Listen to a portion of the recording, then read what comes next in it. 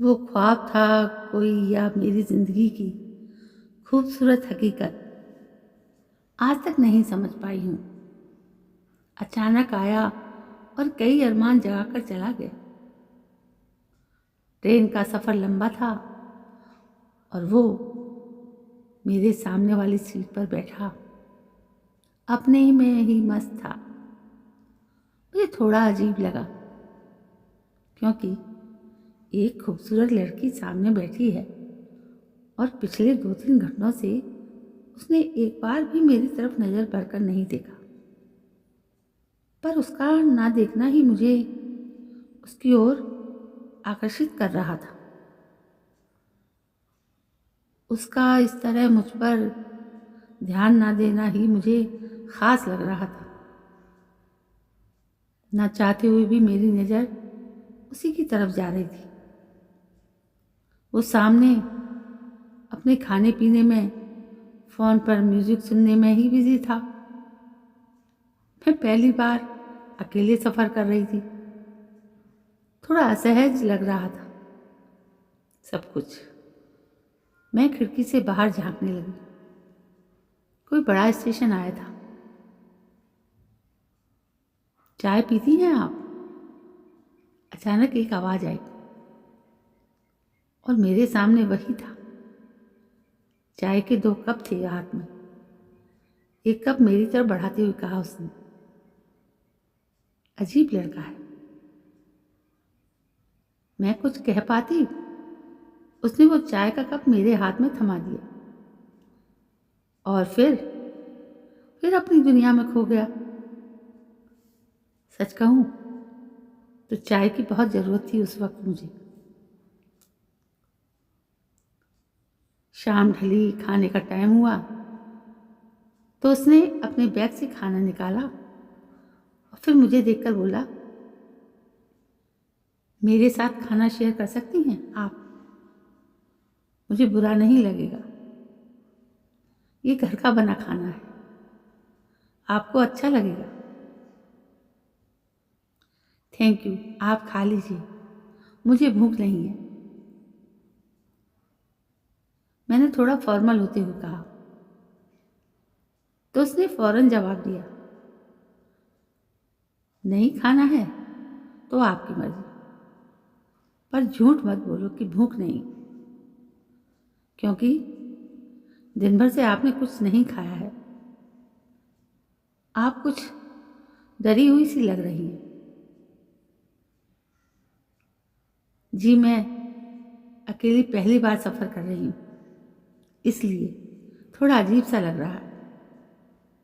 कोई बात नहीं, खाना खा लीजिए, आपका डर कुछ कम हो जाएगा। भूखे पेट ज़्यादा डर लगता है। मेरे पास अब उसे मना करने का कोई कारण नहीं था। मैंने उससे बातें करनी शुरू की। कहाँ से आया, कहाँ जा रहा है, क्या करता है आदि। पर उसने हर बात को बेफिक्री में उड़ा दिया और सीधा सरल जवाब नहीं दिया। मैंने भी सोचा कि क्यों इससे इतनी बातें कर रही हूँ। सीधा जवाब तो देता नहीं है। कितना अजीब लड़का है। खैर, सुबह स्टेशन आया तो देखा वो भी अपना सामान पैक कर रहा है। फिर उतरने में मेरी मदद करने लगा। मैंने भी ज़्यादा कुछ तो नहीं कहा, पर थैंक्स बोलकर आगे बढ़ गई। अपना नाम तो बता दो मिस, पीछे से उसने पुकारा। मैंने पलटकर सिर्फ उसको एक स्माइल पास की और आगे बढ़ गई। 1 साल बीत गया, पर वो सफ़र मैं आज तक नहीं भुलाई, क्योंकि एक अकेले सफ़र में उस अनजान शख्स पर मुझे कुछ देर तो सहज महसूस करवाया। एक पहेली की तरह था वो, जिसे सुलझाने तक का मौका मुझे नहीं मिला। पर उसके प्रति वो आकर्षण आज तक बना हुआ है।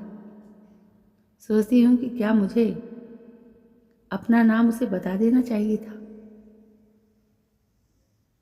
कहीं मैंने गलती तो नहीं कर दी। क्या पता नाम से बात आगे बढ़ती तो वो मेरा फ़ोन नंबर पता ठिकाना पूछ लेता। पर फिर ये सोचकर मन को समझा लेती हूँ कि कितना अजीब लड़का था।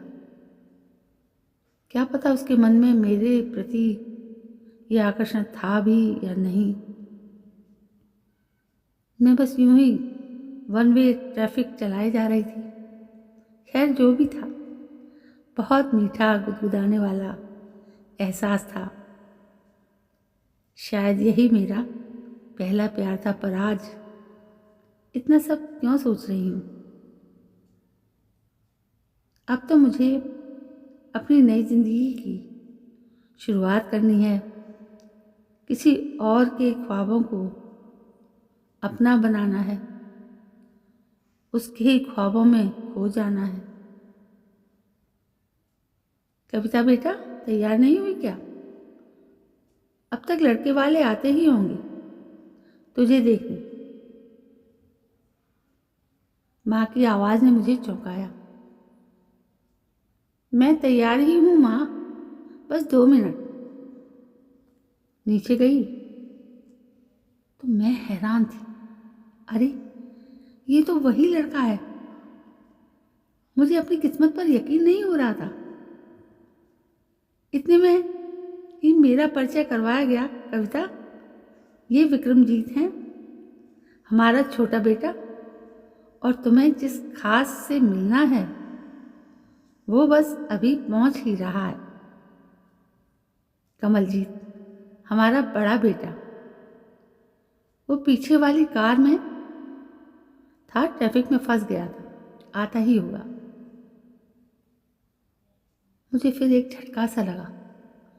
ऐसा लगा अब खुद को नहीं रोक पाऊंगी। मैं फूट फूट कर रो पड़ी। किस्मत मेरे साथ ऐसा भद्दा मजाक कैसे कर सकती है। मैं अपने कमरे में चली आई। सब हैरान थे कि आखिर ऐसा क्या हो गया। उस दिन नाम बता देती तो आज इस तरह हमारा सामना नहीं होता। पीछे से विक्रम की आवाज़ सुनाई दी तो मैं उस पर बिफर पड़ी।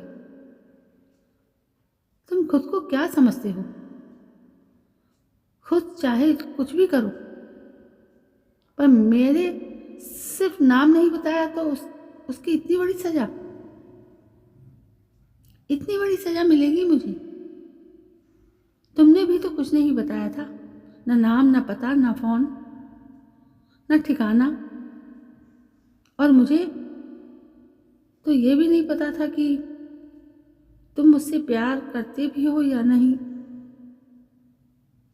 अरे अगर ये आपसे प्यार नहीं करता तो आज आपका हाथ मांगने आपके घर पर नहीं आया होता।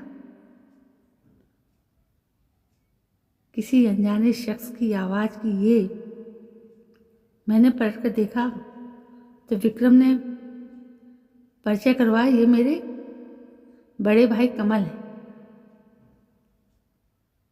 कमल ने अपनी बात आगे बढ़ाई। कविता, आपकी फ़ोटो देखते ही विक्रम ने मुझे सब कुछ बता दिया था। पर वो आपके दिल की बात जानना चाहता था और इसलिए उसी का ये आइडिया था कि मैं बाद में आऊँगा और आपको वो इस तरह सरप्राइज़ करेगा। मम्मी पापा ने आपको पहले ही पसंद कर लिया था।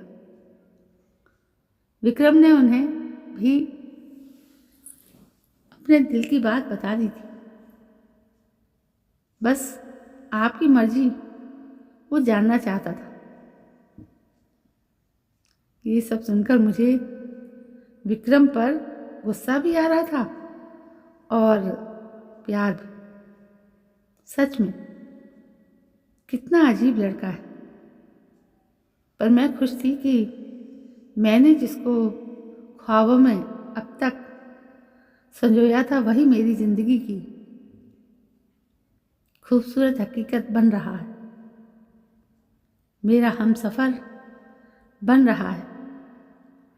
मैं खुश नसीब हूँ कि मुझे मेरा प्यार ताउम्र के लिए मिल चुका था। थैंक यू भगवान। तो दोस्तों, ये था मेरा पहला प्यार। इतना अच्छा, इतना प्यारा, इतना मज़ेदार। आपको कैसा लगा?